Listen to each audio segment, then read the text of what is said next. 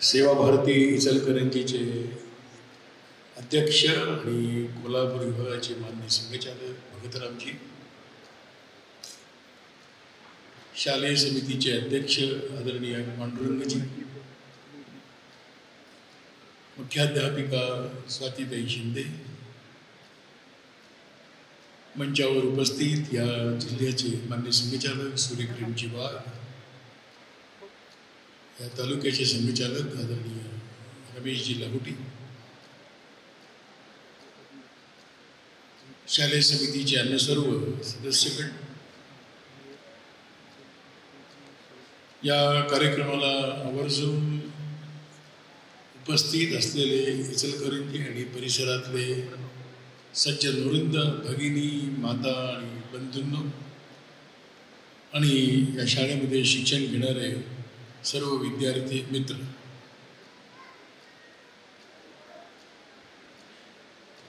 माधव विद्या मंदिराचा वास्तुप्रवेश एका अर्थाने नवीन आवश्यकतांनी परिपूर्ण आणि उपयोगासाठी सिद्ध असे चांगलं भवन या ठिकाणी आज निर्माण झालं आणि शाळेच्या वापरासाठी उपलब्ध झालेलं आहे.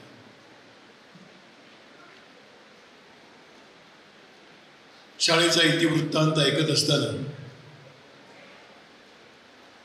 किती विविध प्रकाराने आपण ही शाळा, या शाळेतल्या विद्यार्थ्यांच्या विकासाचा विचार करतो याचं दर्शन स्वातीताईंच्या प्रस्तुतीतून आपण सर्वांनी बघितलं. सेवा भारतीचं काम हे गेल्या 30 वर्ष इचलकरंजीमध्ये चालू आहे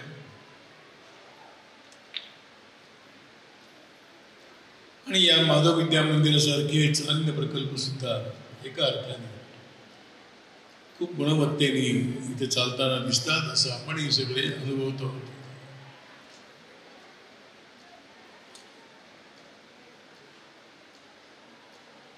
अशा प्रकारचे कामं, अशा प्रकारचे सेवा प्रकल्प हे एक समाजाची गरज आहे, समाजाची आवश्यकता आहे.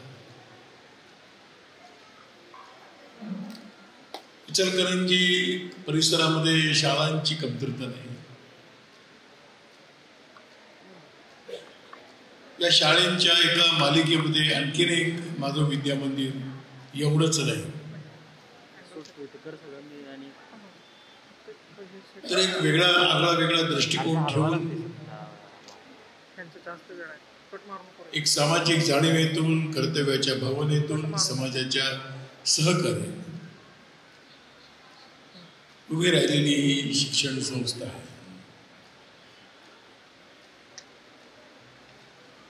याचे मालक कोणी एक व्यक्ती नाही, याचे मालक कोणी एक समूह नाही. या अशा प्रकारच्या प्रकल्पाचं संचालन करणारे एक ध्येयाने प्रेरित काही संकल्प घेऊन चाललेली मंडळी ही या अशा प्रकल्पांची मोठी शक्ती आहे.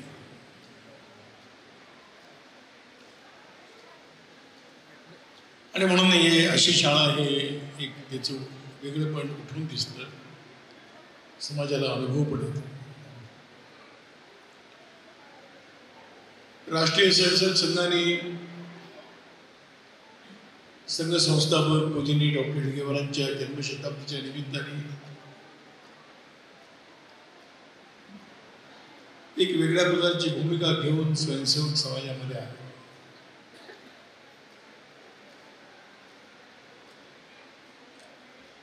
याचा अर्थ समाजामध्ये सेवाकार्य नव्हती असू नयेत,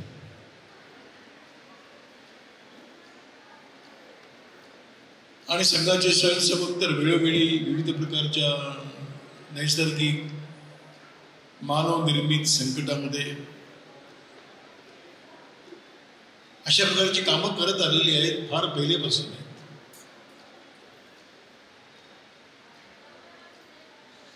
परंतु संकट आल्यानंतर काम करणं आणि संकट नसताना सुद्धा काम करणं यात अंतर आहे.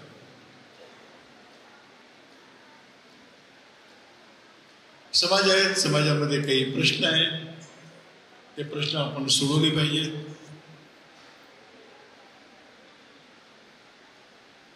विविध कारणांनी काही ना काही आवश्यकता आहेत.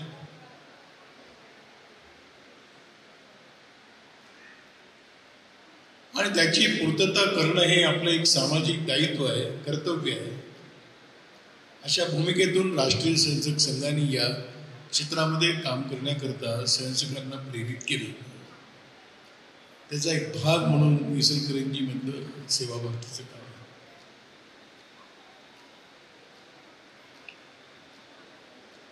तसं देशभरामध्ये विविध प्रकारची कामं चालू केली.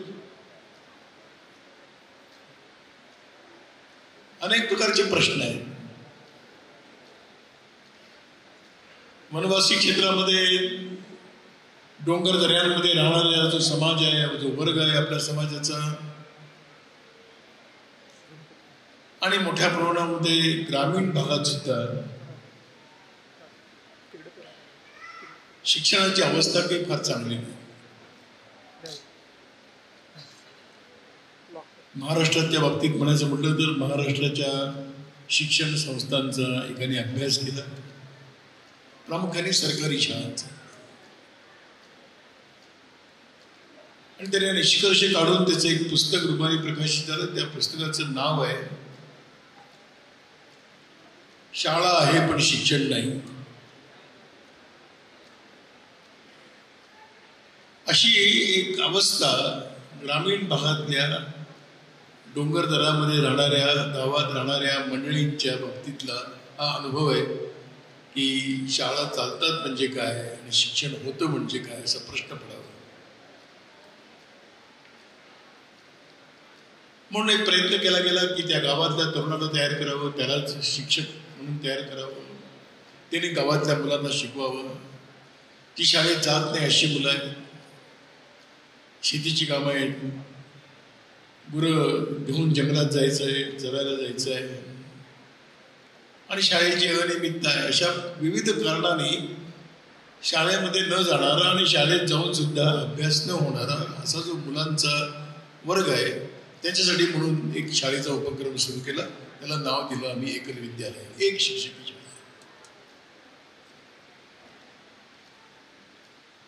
अशी आज जवळपास देशभरामध्ये 25 ते 30 हजार गावांमध्ये चालू आहे.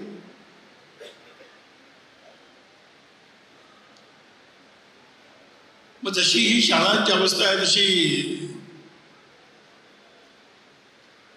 वसतिगृहांची आवश्यकता होती.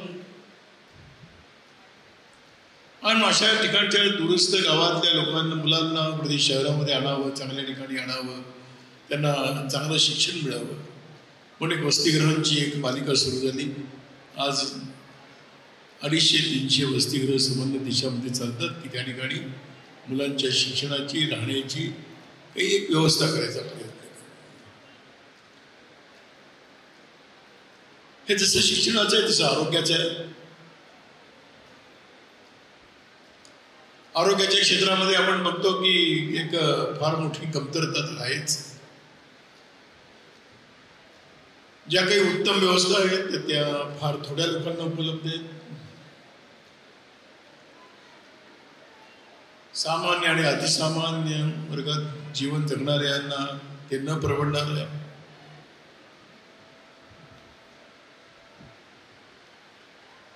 आणि मग त्यांना अवलंबून राहावं लागतं कुठेतरी सरकारी चिकित्सालय. सरकारने एक व्यवस्था उभी केली. प्रत्येक तालुक्यामध्ये एक चिकित्सालय असलं पाहिजे, प्रत्येक गावामध्ये जाणारा एक स्वास्थ्य कर्मचारी असला पाहिजे. व्यवस्था उत्तम केलेली आहे. पण शेवटी चालणारी यंत्रणा आहे, ती यंत्रणेमध्ये काही दोष कमी जास्त होतातच. तरी पण सरकारने प्रामाणिकपणे प्रयत्न केले.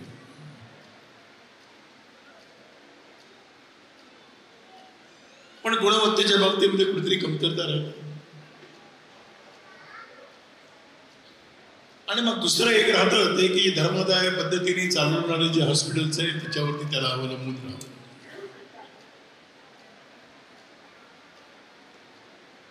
पण आता अनुभवाला येतं की धर्मदाय नावाखाली रजिस्ट्रेशन झालेले मोठे मोठे हॉस्पिटल्स पण आहेत की तिथे पुन्हा आर्थिक प्रश्न निर्माण होतात.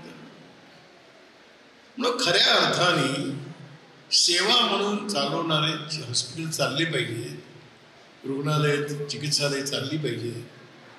नाही म्हणून काही सामाजिक संस्थांनी आपलं कर्तव्य समजून अशी चिकित्सालयांना प्रारंभ केला. आपल्याकडे अशाच प्रकारच्या प्रेरणेने चालणारी जवळपास 50 हॉस्पिटल देशभरामध्ये आहेत.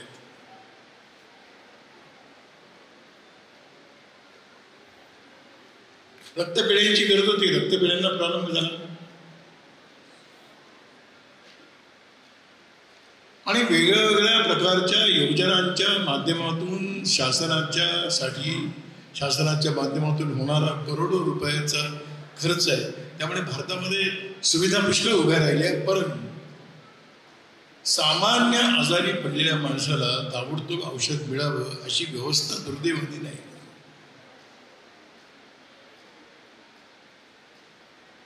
तालुका स्थानिक किंवा मोठ्या गावामध्ये येईपर्यंत त्या रुग्णाला कोणत्याच परिस्थितीत देऊन द्यावं लागतं, की जे तिथे असतात त्यांनाच कल्पना आहे त्याची.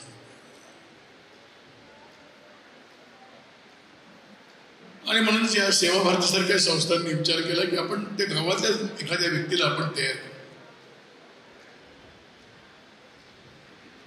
त्याला थोडी औषधांची माहिती देऊ, थोडी आजारांची माहिती देऊ,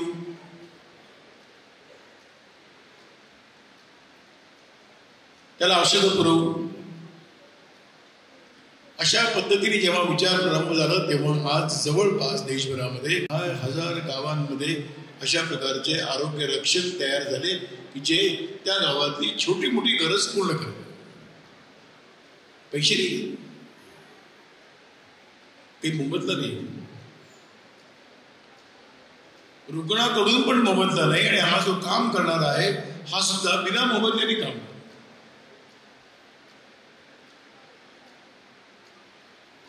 अशा विविध प्रकारच्या दृष्टिकोनातून अशी अनेक प्रकारची कामं सुरू झाली. एक दिव्यांगांचं मोठं क्षेत्र आहे, त्यामध्ये मतिमंद मुलं आहे, त्याच्यामध्ये बहुविकलांगता आहे, त्याच्यामध्ये मूकबधीर समाजाचा वर्ग आहे. अशासाठी काही उपक्रम सुरू झाले. आपल्याला कदाचित माहिती असेल की आपल्याच महाराष्ट्रामध्ये लातूर जिल्ह्यामध्ये लातूरजवळ एक संवेदना नावाचा प्रकल्प चालतो. तिथे बहुविकलांगता अशी त्यांची मुलं आहेत, त्याला सेरेब्रल पॅलसी म्हणतात. त्या मुलांसाठी एक शाळा असतो, आणि मग असे कितीतरी वर्णन करून सांगता येईल. आणि म्हणून सेवा भारतीसारख्या जनकल्याण समितीसारख्या संस्था या अशा प्रकारचा दृष्टिकोन ठेवून काम करत आहेत देशभरामध्ये. सेवेचं क्षेत्र असं आहे की तिथे योजनेने काम नाही करत आहे. प्रत्येक ठिकाणची गरज वेगळी आहे, प्रत्येक ठिकाणची परिस्थिती वेगळी आहे, प्रत्येक ठिकाणची उपलब्ध मनुष्य शक्ती वेगळ्या प्रकारची आहे. आणि म्हणून योजना करून सेवा कार्य कधी होत नसतात. सेवा कार्यांचा प्रारंभ हा निरीक्षणातून होतो, अवलोकनातून होतो, गरज काय लक्षात घेऊन केला जातो. पण हे अवलोकन करण्याकरता, निरीक्षणाकरता करण्याची उर्मी अंतःकरणामध्ये जागृत करण्याकरता जे लागतं त्याला सहज सोप्या शब्दामध्ये म्हटलेलं आहे की एक संवेदनशील अंतःकरण लागतं.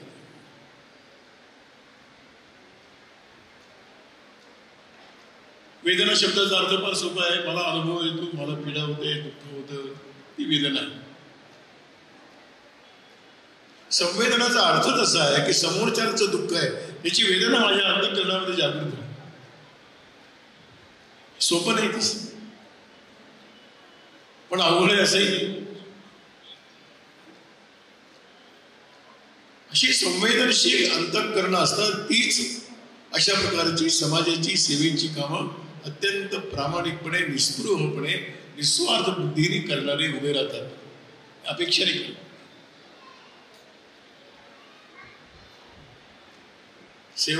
सेवेची कामं ही गणित मांडून करण्याची नाही. हे केलं म्हणजे काय मिळेल, पुरस्काराकरता नाही, सन्मानाकरता नाही, अवॉर्ड मिळण्याकरता नाही.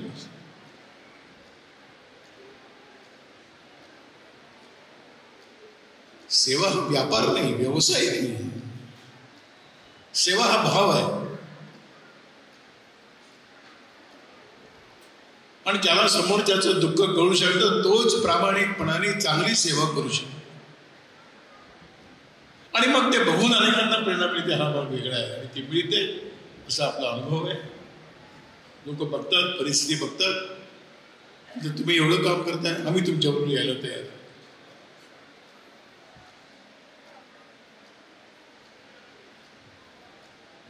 आणि अशा प्रकाराने म्हणून हे प्रकल्प चालतात, अशी कामं चालतात की त्या ठिकाणची गरज अशी भागवली जाते. त्याचबरोबर अनेकांना अशा प्रकारचे कामं करण्याची प्रेरणा देणारी केंद्र म्हणून तर ती पुढे येते, ती विकसित. जेव्हा एखादी परिस्थिती आपण डोळ्यांनी बघतो त्यावेळेला अंतःकरणामध्ये कुठेतरी एक भाव जागृत. आणि म्हणून अशा प्रकारचे प्रकल्प एक आवश्यकता पूर्ण करतात. एवढंच नाही तर अनेकांना अशा प्रकारच्या कामामध्ये आपणही आलं पाहिजे असं प्रेरणा देणारी येण्याची केंद्र म्हणून आहेत. देशभरामध्ये सेवा भारतीच्या माध्यमातून जी कामं चालतात त्या कामामध्ये काम करणारे अर्ज मागून कोणी आलेले नाहीत. कोणाला काम करायची इच्छा आहे असं नाही. आले, बघितलं, वाटलं आपण काही आपणही केलं पाहिजे.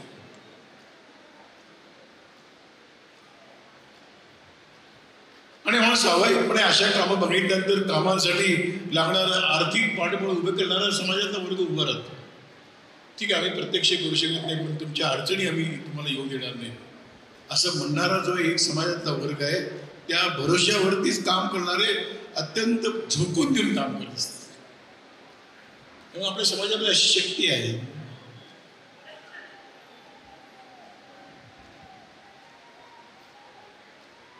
अशा प्रकारची मदत घेणारा लाचार नाही आणि देणारा उपकार करतोय अशी भावना नाही.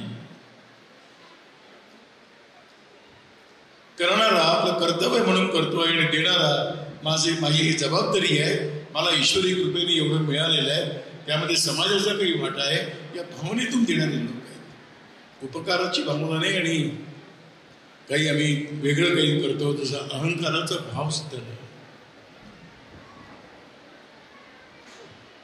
आणि म्हणून कोणतरी म्हटलं आहे की देणाऱ्याने देत जावे, घेणाऱ्याने घेत जावे. घेता घेता घेणाऱ्याने देणाऱ्याचे हातच घ्यावे असं ही पद्धती आहे. देणाऱ्याचे हात पकडायचे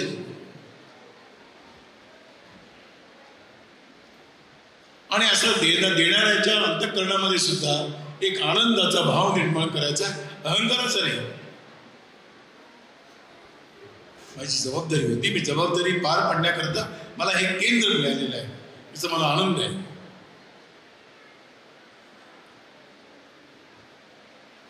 अडचणी कमी येत नाही, अडचणी पुष्कळ आहेत. समाजाला कळेपर्यंत अडचणी आहेत, कळल्यानंतर अडचणी कमी होतात असं नाही, पण हळूहळू सुलभ होत जातं करणं, नाही असं नाही. पण भाव करणाऱ्यांच्या अंतःकरणात तरी भाव काय असतो. आम्ही सगळेच कुठे ना कुठे सेवा भारतीशी जोडलेली मंडळी आहोत.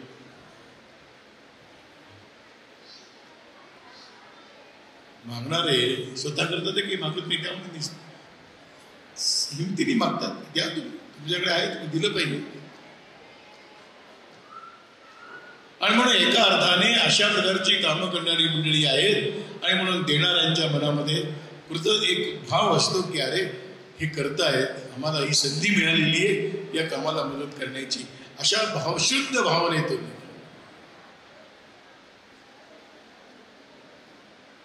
पण परीक्षा बघतातच, धैर्याने चालावं लागतं. मला एक उदाहरण माहिती आहे, आपण एक केव्हा तरी ऐकलं असेल की भगिनी निवेदिता यांनी कलकत्त्यामध्ये एक शाळा सुरू केली मुलींसाठी. त्या काळात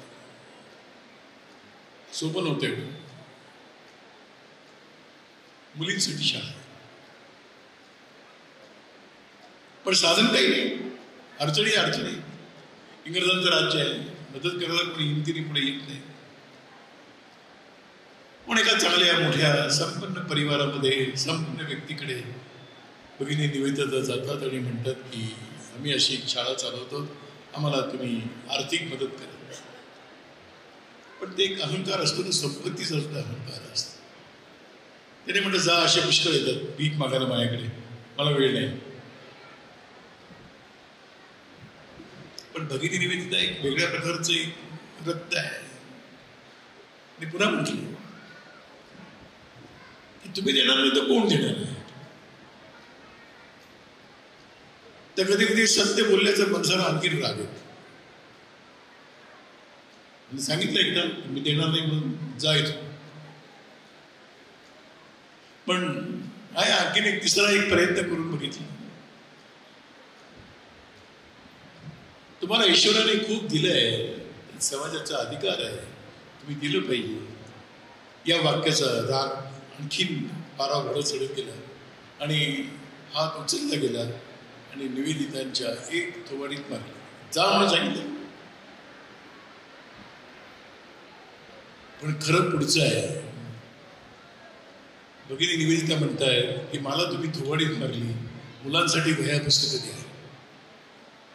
काय मन नसतं काम करण्यात. सोपं आहे.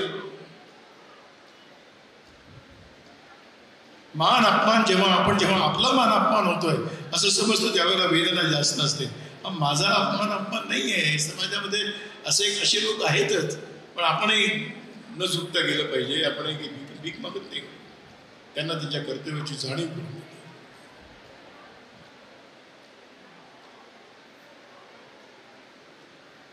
आणि म्हणून अशा विविध प्रकारच्या अडचणीतून मार्ग काढत सेवेच्या क्षेत्रामध्ये काम करणारी मंडळी आहेत.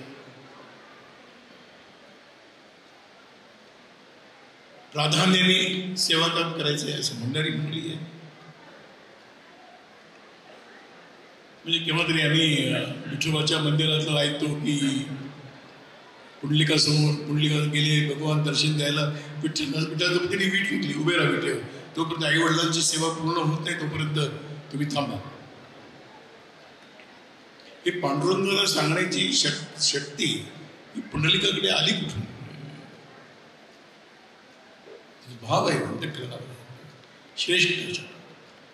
आणि पांडुरंग उभे राहिले विठेवरती व्हायचे, अजूनही उभे.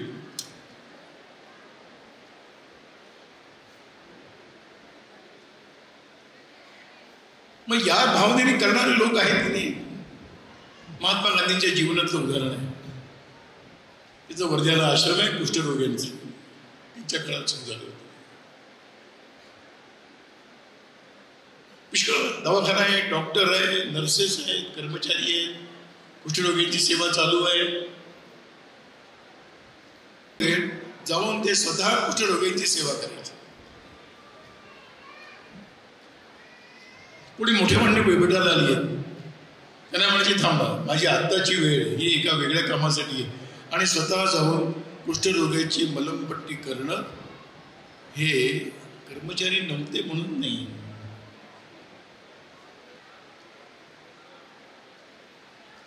तर हे माझं काम आहे, मी हे केलं पाहिजे. जोपर्यंत ती मलमपट्टी करताना मी त्या कुष्ठरोग्याच्या भावजगताशी समरस होतो, त्या वेदनेशी समरस होतो. अशा प्रकारचा केवळ संवेदना नाही तर आत्मीयतेचा भाव अंतःकरणामध्ये ज्यांच्या असतो ते अशा प्रकारची सेवा करतो. रामकृष्ण परमहंसांना शेवटच्या काळामध्ये कर्करोग झाला तर गळ्याचं, खाणं पिणं कठीण झालं. त्यांना एका भक्ताने विचारलं की आम्ही सगळे जेवण करतो पण तुम्ही काही खाऊ शकत नाही. तर रामकृष्ण परमहंस म्हणतायत की याचा मला त्रास काही नाही आहे. मी जेव्हा तुम्हाला जेवताना बघतो त्यावेळेला मीच जेवण करतोय असं मला वाटतं. इतकं दुसऱ्याशी तादात्म्य होणं, मला माहिती आहे की सगळे आपण रामकृष्ण परमहंस नाही होऊ शकत, परंतु त्या दिशेने आपण नक्की जाऊ शकतो. त्या दिशेने आपण ती दिशा आहे, त्या दिशेने जायचं.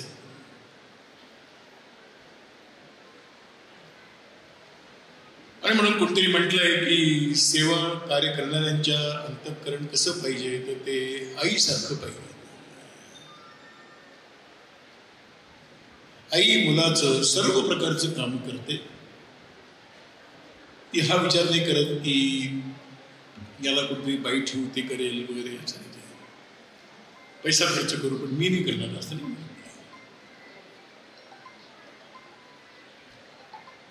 त्या आईला कळतं आपल्या मुलाचं दुःख काय, त्या मुलाची अडचण काय, त्या मुलाची आवश्यकता काय, हे आईला कळतं.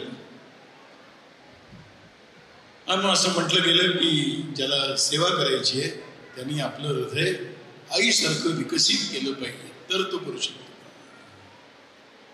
अन्यथा नाही.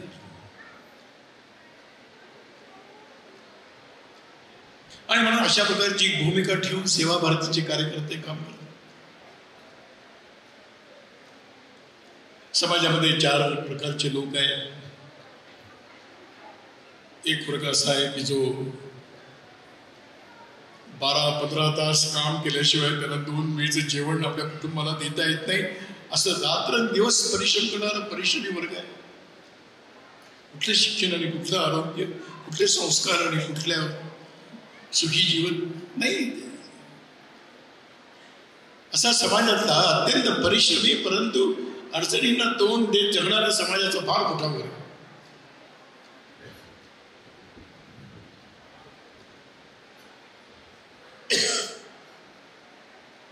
दुसरा एक समाजातला वर्ग आहे की आहे डोंगर दऱ्यामध्ये राहतो, कोणी पोचत नाही तिथपर्यंत.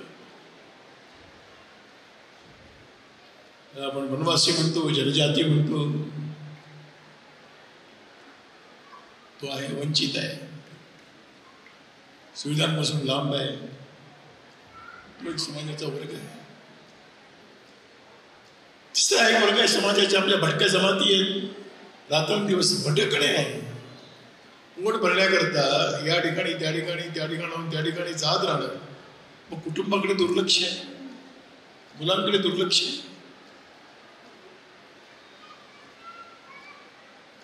पण आता इचलकरंजी परिसरात आपल्याला माहिती आहे की हे साखर कारखाने चालतात आणि साखर कारखान्याच्या बाहेर ऊस तोड करायकरता मजूर येतात, 4-4 महिने राहतात. काय होत असेल त्या मुलांचं त्यांच्या घरी? पती पत्नी आई वडील दोघं तिथे आलेले आहेत. कोण त्या मुलांची काळजी करत असेल?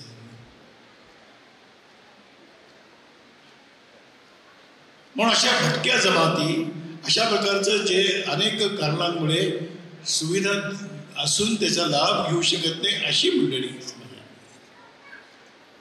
आणि चौथा समाजातला वर्ग आहे की जो त्याला दलित म्हटलं, ज्याला हरिजन म्हटलं, ज्याला वेगळ्या वेगळ्या प्रकारच्या शब्दांनी त्याचं वर्णन केलं, तो नेहमी उपेक्षितच मालक राहिला. सन्मान नाही, प्रतिष्ठा नाही. जन्माला या घरात आल्यानंतर ही जात आहे, या जातीची ही कामं आहेत, ती त्यांनी केली पाहिजेत. परिस्थिती बदलते आता, नाही असं नाही. असा एक तथाकथित ज्याला दलित मानलं गेलं, हरिजन मानलं गेलं, असा समाज. ही 4 प्रकारचे वर्ग आहेत समाजामध्ये. आणि एकीकडे समाजामध्ये शिकलेला, संपन्न, समृद्ध असा वर्ग आहे. यांच्यासाठी करण्याची आवश्यकता आहे. हे करू शकतात असे लोक आहेत. तर हा समाजातला 2 भागामध्ये विभागलेला जो वर्ग आहे त्याला जोडण्याचं काम कोण करणार? तर सेवा भारती सारख्या संस्था या 2 प्रकारच्या वर्गाला जोडण्याचं काम करत आहेत. आणि म्हणून सेवा भारतीचं कामाचं क्षेत्र इकडे आहे, संपर्काचं क्षेत्र इकडे आहे, इकडे संपदा आहे, इकडे शक्ती आहे, इकडे आवश्यकता आहे. या दोन्हीचा ताळमेळ करून आवश्यकतांची पूर्तता करायचा प्रयत्न करणं, आवश्यकता पूर्ण करणं कठीण आहे. पण आपण आपलं कर्तव्य बजावलेलं आहे. अशा प्रकारच्या भूमिकेतून काम करणं हिच्याकरता ही एक व्यवस्था आहे. सेवा भारती सरकार नाही, सेवा भारती काही NGO नाही. सेवा भारती एक श्रद्धा भावनेने समाजासंबंधीचा कर्तव्य भाव आहे, या जाणीवेतून काम करणारी एक व्यवस्था आहे. आणि म्हणून इचलकरंजीच्या आपल्या सर्वांचं भाग्य आहे की एक व्यवस्थामध्ये आहे, एकीकडे समाजाची गरज आहे, असे समाजाचा वर्ग आहे, आणि एकीकडे तुमचे आमच्यासारखे एका अर्थाने सुरक्षित जीवन जगणारी आपण मंडळी आहोत. मला असं वाटतं की ह्या सर्वांच्या एकत्रित प्रयत्नातूनच या समाजाच्या काही परिवर्तनाची अपेक्षा करता येते. माणसाला सन्मान पाहिजे, माणसाला स्वाभिमान पाहिजे. माणसाची भूक जी आहे ती केवळ वस्तूंची नाही तर सन्मानाची भूक आहे. आणि सन्मान जर एका विशिष्ट प्रकारचं जीवन जगण्यातून मिळणार असेल तर ते जीवन, चांगलं जीवन, आनंदी जीवन जगण्याचं त्यांचाही अधिकार आहे. हा अधिकार पूर्ण करणं समाजाच्या सामर्थ्य संपन्न लोकांचं काम आहे. आणि यातूनच समाजाची एक दिशाने एक स्वस्थ चांगलं दृश्य आपण निर्माण करण्यामध्ये आपल्याला यश मिळणार आहे. माझी आपल्याला विनंती की हे काम आपण समजून घेऊन या कामामध्ये अधिकाधिक योगदान आपण करत राहू आणि सेवा भारतीच्या कल्पनेप्रमाणे काम अधिकाधिक पुढच्या काळामध्ये गतीने वाढत जाईल. आज चिकित्सालय आहे, आज शाळा आहे, उद्या आणखीन 4 गोष्टींची आवश्यकता निर्माण होईल. ती आवश्यकता पूर्ण करण्याबद्दल जे विश्वास आहे तो विश्वास या समाजातल्या संपन्न शक्तीवरती आहे, समृद्ध समाजाच्या वर्गावरती आहे. ती सेवा भारतीच्या क्षेत्रामध्ये काम करणाऱ्या मंडळींची आपल्या सर्वांकडून अपेक्षा आहे. त्या अपेक्षा पूर्ती आपण करत राहावी. आत्तापर्यंत केलेली आहे, पुढच्याही काळामध्ये असं होत राहील. मला असं वाटतं की आजचा कार्यक्रम हा शाळेच्या दृष्टीने प्रगतीचा एक मैलाचा दगड आहे आणि तुमच्या आमच्यासारख्यांना सुद्धा अशा कामामध्ये आपल्याला जोडून घेण्याची एक संधी आहे. या संधीचा आपण सर्वांनी नीट उपयोग करावा अशी विनंती करून आणि आपल्या सर्वांना या कार्यक्रमाला आला त्याचा अर्थच असा आहे की कुठेतरी सेवेची भावना आहे. या सेवा भावनेला नमस्कार करून माझं बोलणं संपलं.